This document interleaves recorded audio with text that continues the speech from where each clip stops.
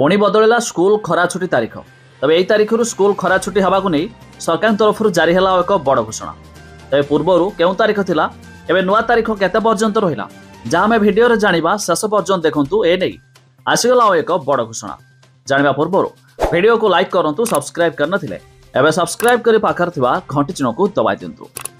देखंतु विद्यालय और गणशिक्षा विभाग पक्षरु चलित शिक्षा वर्ष पई एकाडेमिक कैलेंडर प्रकाश पाइछि।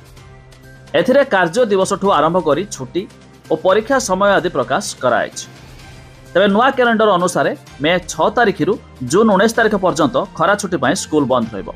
तबे जहाँकि पूर्वर सूचना मुताबक 6 तारिख रु जून 17 तारिख पर्यंत घोषणा हेउथला किंतु एबे एहाकू 19 तारिख पर्यंत कराइछि। तबे चलित शिक्षा वर्ष रे 52टी रविवार रहिछि।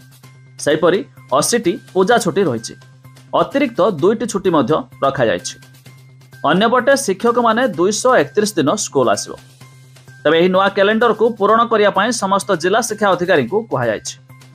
जदि कार्य दिवस विषय कहवाकू गले एप्रिल रे 22टी कार्य दिवस रहिथिया बेले मे रे 4टी, जून रे 8टी, जुलाई रे 26टी एवं अगस्त रे 22टी लेखाए कार्य दिवस रहिछि।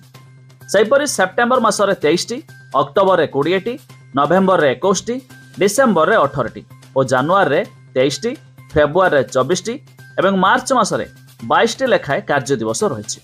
तबे जहाँकि बड़ अपडेट मुताबक एथर स्कूल रे खरा छुट्टी मे मास 6 तारिख रु जून मास 19 तारिख पर्यंत रहिबो।